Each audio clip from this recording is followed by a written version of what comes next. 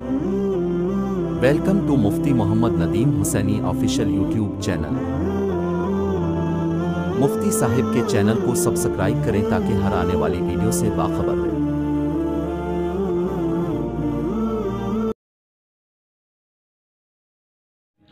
انما بعثت معلما او کما قال رسول اللہ صلی اللہ علیہ وسلم۔ نہایت واجب الاحترام معزز بھائی اور دوستوں اور بزرگوں،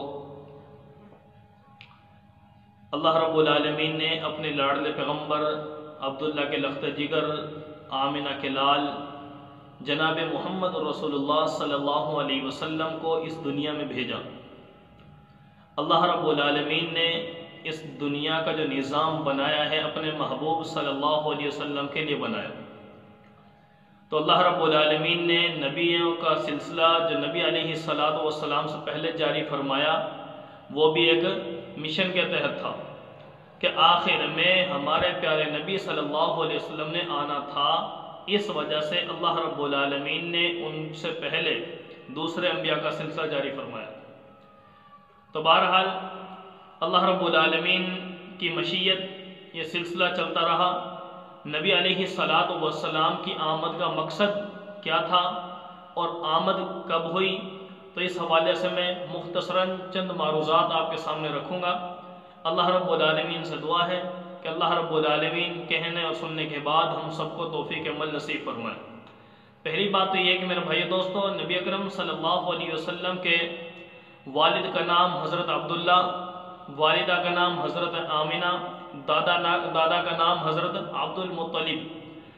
تو یہ پیغمبر صلی اللہ علیہ وسلم کا جو خاندان تھا وہ قریش تھا، سمجھائی؟ تو نبی علیہ السلام قریش قبیلے سے تعلق رکھتے تھے، بنو ہاشم خاندان تھا۔ تو نبی علیہ السلام کے لیے اللہ رب العالمین نے جس چیز کا بھی انتخاب کیا وہ سب سے افضل ہے۔ تو گویا جس گھڑی میں پیغمبر صلی اللہ علیہ وسلم کی آمد ہوئی، جس وقت میں، جس گھنٹے میں، جس دن میں، سمجھائی، جس مہینے کے اندر، جس سال میں اور جس صدی کے اندر پیغمبر صلی اللہ علیہ وسلم کی دنیا کے اندر تشریف آوری ہے، اللہ رب العالمین نے جس وقت کو بھی ایسا بنایا کہ جو نبی صلی اللہ علیہ وسلم کی آمد کا وقت تھا، تو اس جیسے افضل ترین گھڑی، اس جیسا افضل دن، اس جیسا افضل ہفتہ، اس جیسا وہ سال جو آیا، ٹھیک ہے، اسی طرح وہ صدی جس میں پیغمبر صلی اللہ علیہ وسلم دنیا میں تشریف لائے، اس سے بڑھ کر کوئی اور نہیں۔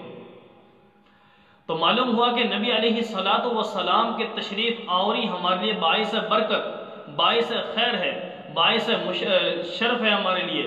میرے دوستو، نبی علیہ السلام کا ایک ہے آمد، پیغمبر کی آمد ہو گئی، لیکن اگلا سوال یہ پیدا ہوتا ہے کہ نبی صلی اللہ علیہ وسلم کی آمد کا مقصد کیا تھا؟ نبی صلی اللہ علیہ وسلم کی آمد پر خوشی منانا یہ ہمیں خوشی ہے، لیکن میرا سوال یہ ہے کہ پیغمبر صلی اللہ علیہ وسلم کیا اسی لیے آئے تھے کہ بھی میرے آنے کی بس خوشی منا لینا؟ تو گویا نبی علیہ السلام کا دنیا کے اندر تشریف لانا، پیغمبر کا دنیا کے اندر آنا کس مقصد کے لیے تھا؟ تو اللہ رب العالمین کا قرآن پاک خود بتا رہا ہے، نبی صلی اللہ علیہ وسلم کے آنے کے 4 مقاصد ہیں۔ نمبر 1، یتلو علیہم آیاتہ، قرآن پاک پڑھنا۔ نمبر 2، وَيُعَلِّمُهُمُ الْكِتَابَ، قرآن پاک سکھانا، تعلیم دینا۔ وَيُزَكِّيهِمْ، دلوں کا تزکیہ کرنا، اور وَالْحِکْمَةِ، اور حکمت اور دانائی سکھانا۔ گویا نبی صلی اللہ علیہ وسلم کے دنیا کے اندر آنے کے 4 مقاصد اللہ رب العالمین نے قرآن پاک کے اندر 4 پارہ سورہ آل عمران کے اندر ذکر فرما دیا۔ لَقَدْ مَنَّ اللَّهُ عَلَى الْمُؤْمِنِينَ إِذْ بَعَثَ فِيهِمْ رَسُولًا، اے ایمان والو، میں نے تم پر احسان عظیم فرما دیا۔ کیا؟ یہ من انفسہم، کہ تم ہی میں سے میں نے اپنا ایک رسول بھیج دیا۔ یتلو علیہم آیاتہ، وہ تم پر قرآن پاک پڑھتا ہے، تلاوت کرتا ہے۔ تو لہٰذا اے امت محمدیہ، تمہارا فرض بنتا ہے کہ تم بھی اپنے محبوب کی اتباع میں قرآن پاک پڑھو۔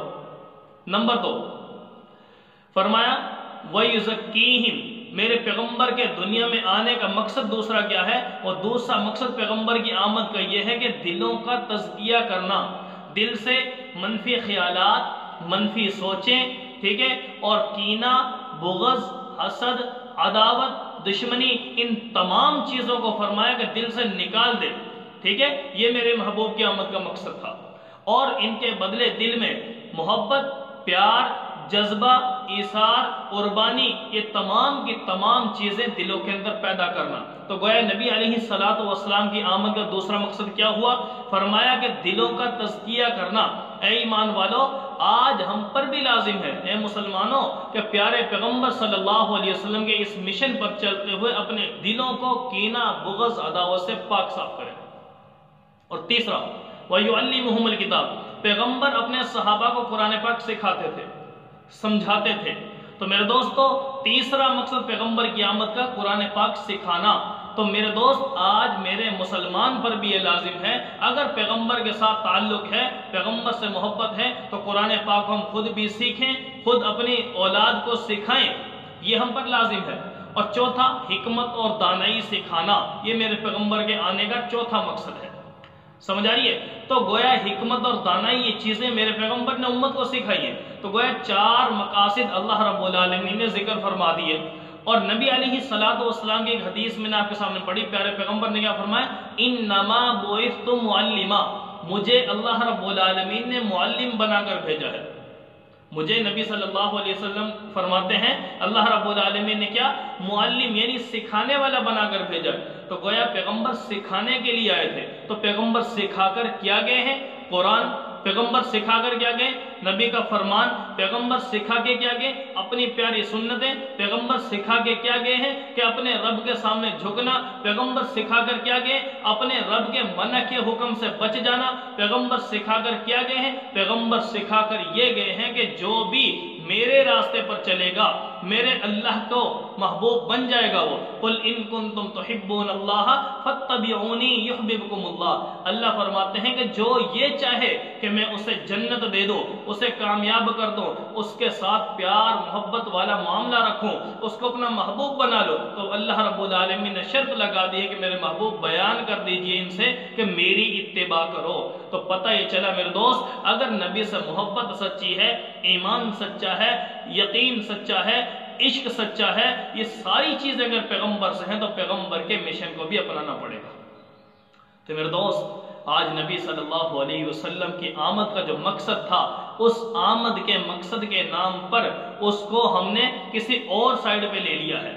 صرف ربیع الاول کا مہینہ آتا ہے سال بعد، اس ایک دن میں 1-2 دن کے اندر محفلیں کروا لی، اس کے بعد نہ نبی کا روزہ ہے زندگی میں، نہ نبی کی سنت زندگی میں ہے، نہ نبی کی سنت چہرے کی مسلمان کے چہرے پر ہے۔ میرے دوست، کتنی ہی سنتیں پورا سال ہم پامال کرتے ہیں۔ نبی نے آخری وقت فرمایا تھا الصلاۃ وما ملکت ایمانکم، لوگوں نماز کبھی نہ چھوڑنا۔ میرا مسلمان وہ جو خوشی تو منا رہا ہے صرف، لیکن پیغمبر کی اس خوشی منانے پر نماز کے قریب نہیں جا رہا، نبی کی سنت چہرے پہ سجا نہیں رہا، نبی کا لباس اپنے وجود پر نہیں لا رہا، نبی کی سنتوں کو پاؤں سے روندتا جا رہا ہے، کچلتا جا رہا ہے، اپنے ہاتھ سے ذبح کرتا جا رہا ہے، لیکن اس کے باوجود بھی کہتا جا رہا ہے کہ میں تو عاشق رسول ہوں، مجھ سے بڑا کوئی عاشق نہیں۔ کیا عشق رسول یہی ہے؟ عشق رسول یہی ہے؟ مجھے بتاؤ کہ میرے دوست، نبی اکرم صلی اللہ علیہ وسلم کے صحابہ نے پیغمبر سے کیسے عشق کیا؟